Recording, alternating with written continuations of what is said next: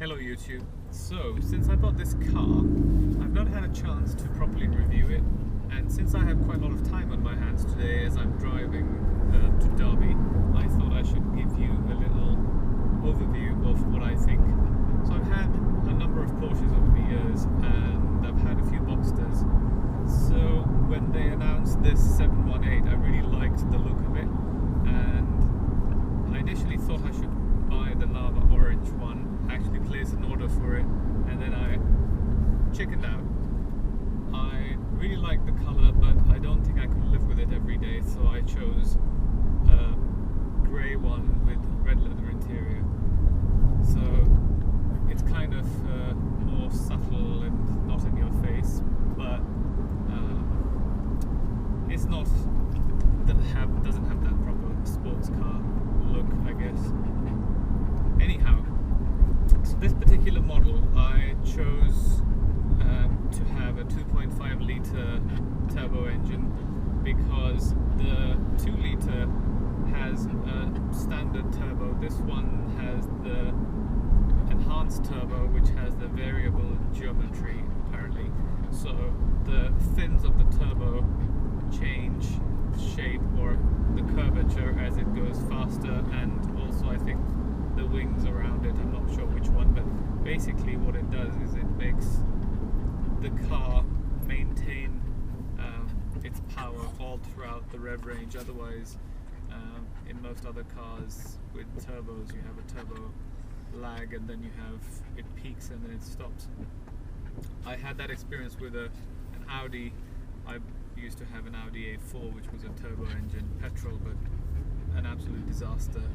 I hated it after the first 3 months of owning it. This one, on the other hand, I've done the first 2,000 miles, well, 500, then 1,000, and then 1,500 in the appropriate style, just to get the engine running properly. And now it's like a normal car. You can drive it and thrash it. So I bought this particular one with a manual gearbox because the other 911 I have is a Tiptronic. Sorry, it's a PDK. The previous one was Tiptronic. And I'm not convinced if the PDK gives you the pleasure that you get driving a manual car. So I thought I should get a manual one. I have driven several manual Porsches over the years, and I must say that it has the clutch gives you that special feeling that you don't get with the Tiptronic. Yeah, the Tiptronic changes gears very fast, accelerates very fast, but you want to enjoy the car rather than just race it on a racetrack and time your laps to see how quickly you did them. So I thought I should have a manual car. I chose a smaller steering wheel. The sports one, I don't like buttons on it, so I wanted a plain one. It's a little thicker than the standard one, and it's smaller, so it's, I guess, more fun to drive.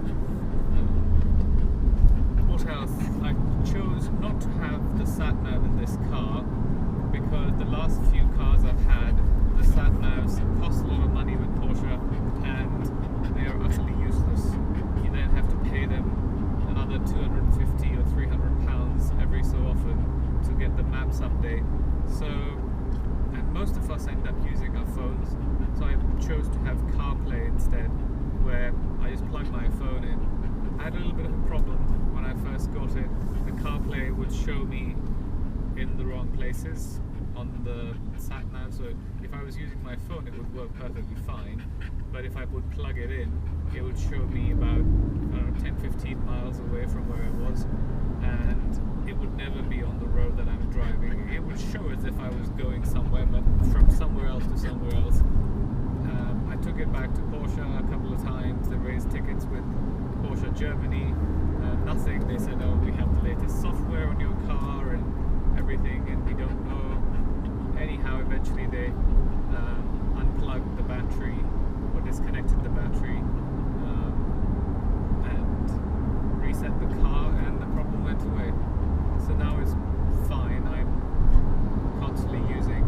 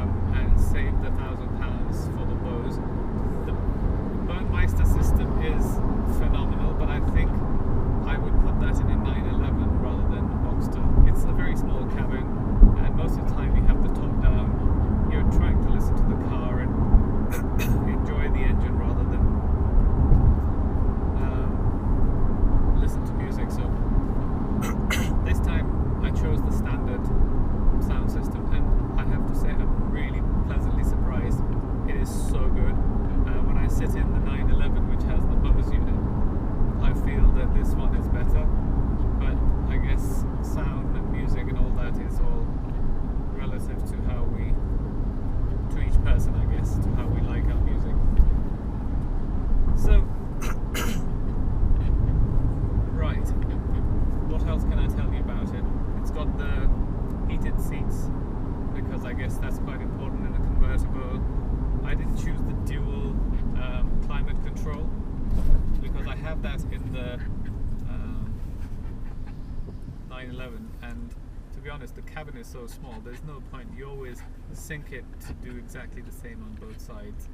In the Range Rover, yes, it could make sense to have multiple climate controls so everyone can adjust it, but in a small car like this, it's just too many buttons and fiddling around. Sports exhaust, a must. I would never buy any car without a sports exhaust, so I highly recommend getting one. In this car, when you put it into sport mode, it has those little pops and sounds like backfires. Very, very nice. It not only does it when you're slowing down, but also when you change gears, so it's beautiful. I had, again, a little bit of a problem with the sports exhaust. I think it's a design problem, because when the flap opened, it rattled. So when you were accelerating, you'd hear this rattling noise, and I took it into Porsche. They thought there was a fault with the exhaust, so they had a replacement sent from Germany. When they put the new one in, the same sound was there, and then they realized that when the flap opens, it touches one of the other metal pieces, causing the issues. So then they just put some kind of apart from the older Porsche Boxster, that is firmer than the one in this car, so it doesn't rattle. Basically some bracket that they replaced with an older model, and the issue went away. Let's see how long it lasts, but so far so good. I'm trying to remember, I spent so much money, nearly £10,000 to get these extras. Yeah, I got the Sport Chrono package, which I never thought was useful in the past, because I don't really care about the laps and track days so much. The only good thing with that, and the reason I got it in this car, is because it does rev matching. So if you put it into sport mode, when you downshift, it matches the revs for you. A bit lazy, but it's brilliant. So it makes the car sound better as well. So when it's in the sport mode and you have the sports exhaust, it really changes the tone of the car. When you switch on the exhaust normally, it's a sports exhaust, but when you switch it to sport mode, it is a completely new thing. Totally wild, loud beast. Very nice. So yeah, if you're going to spend any money, spend it on the sports exhaust. It's so worth it.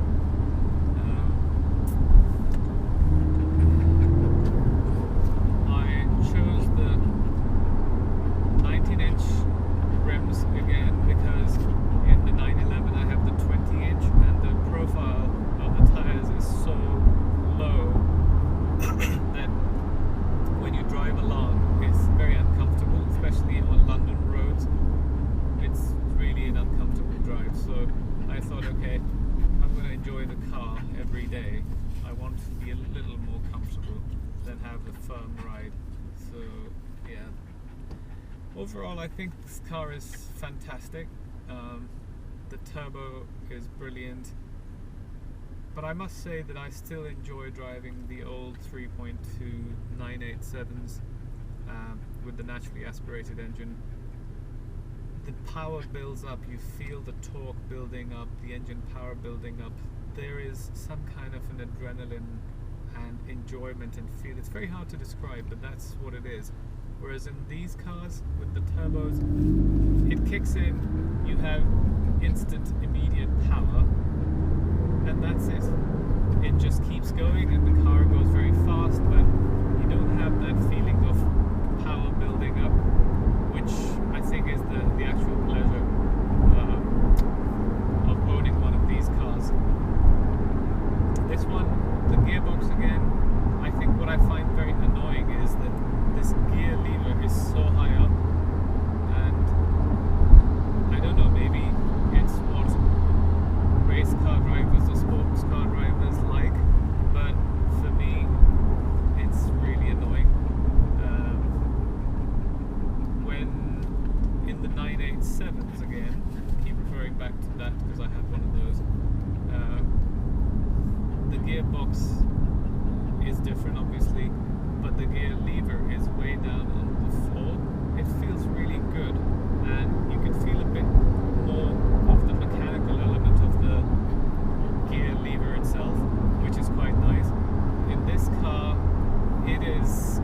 soft and so smooth, you don't really feel connected with the gears, and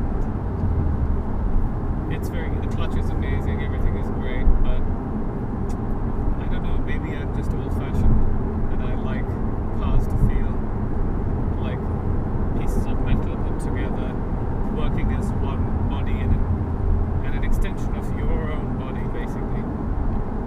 Anyway, it's a nice car overall. I don't have any negative thing to say about it. I've driven it on the motorways, I've driven it in the countryside.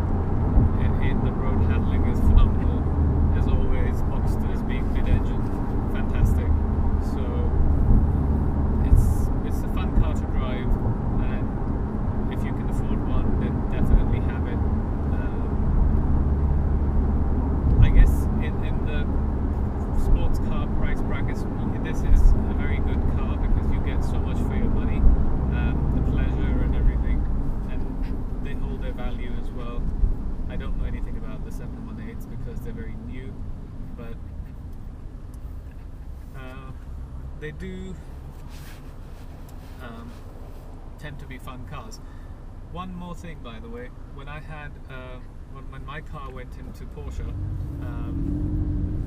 for the sat-nav issue, they gave me their press car, I think, and it's orange, lava orange, the one that I wanted to order in the first place.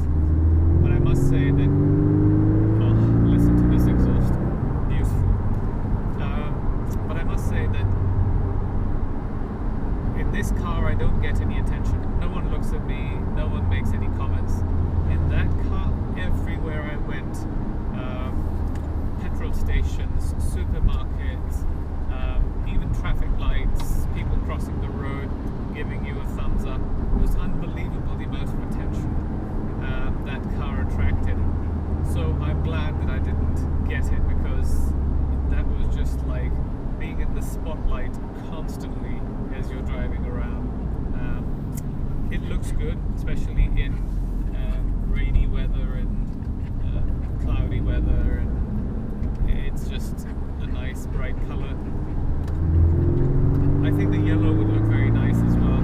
I've been thinking about, since having that loan car, whether maybe I should have this car wrapped for 6 months and then get it out of my system, that feeling of having a bright car, and then peel it off and have it back to its normal color.